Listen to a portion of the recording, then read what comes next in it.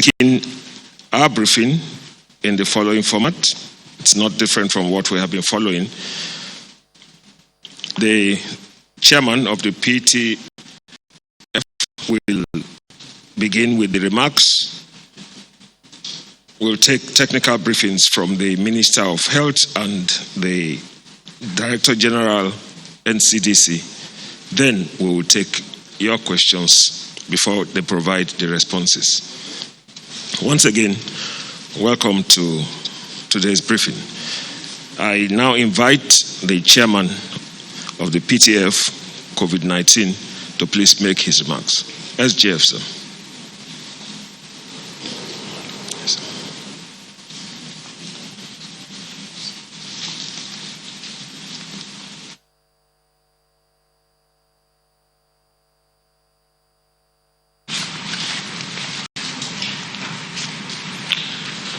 Members of the Presidential Task Force, distinguished ladies and gentlemen, gentlemen of the press, I say a big good afternoon, and I welcome you to the national briefing for today, Friday, 1st of May 2020. I use this medium to extend our felicitations to all Nigerian workers as we celebrate the year 2020 Labor Day. The nation appreciates your tenacity in driving the economy. Together, we can build a more viable country. I also wish to thank our healthcare workers, the media, security agents, and indeed all workers from different sectors that go out into the storm of COVID-19 every day. We say a big thank you. Your contributions have in no small measure yielded the achievements recorded so far. The atmosphere for this year's celebration, more than anything else, forcefully reminds us of the disruption to our hitherto normal way of life and challenges us not only as workers, but also as citizens, and to leave no stone unturned in our efforts to return to a semblance of normalcy.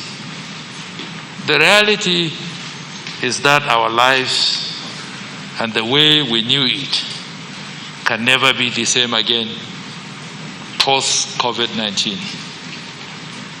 The reality also further challenges the labor movement to carry out research and develop new strategies for workplace operations and identify innovative ways of ensuring that productivity of the labor force remains a key driver to the nation's economic growth.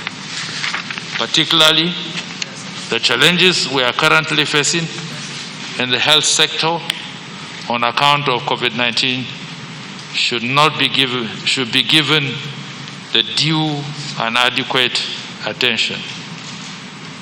This year's labor theme, maintaining safety and security in the workplace, further emphasizes the importance of ensuring that all Nigerian workers are adequately protected to increase their productivity. Similarly, it places on the workers the obligation to take responsibility by adhering to the implementation guidelines that have been developed and circulated, especially in this COVID-19 era. The emphasis on safety has been underscored by the determination of the Presidential Task Force to ensure the provisions of PPEs and related gears for our healthcare workers, security personnel, and other essential workers. Ladies and gentlemen, as we approach the commencement of the new phase of our COVID-19 control measures, I implore all of us to individually and collectively prepare and deploy all the necessary requirements of the recommended non-pharmaceutical interventions. We must also commit to making it a success through compliance. In this regard, I wish to commend the Nigerian Employers Consultative Association, NECA, for developing and circulating an adaptation of the implementation guidelines released by the PTF COVID-19. I also urge all business entities as well as trade associations, especially markets and transport unions, to similarly adapt and widely circulate these guidelines. The Presidential Task Force COVID-19 remains committed to containing the spread of the virus in Nigeria and would always be ready to provide specific and necessary support to any component of our federating units as an objective of the national response.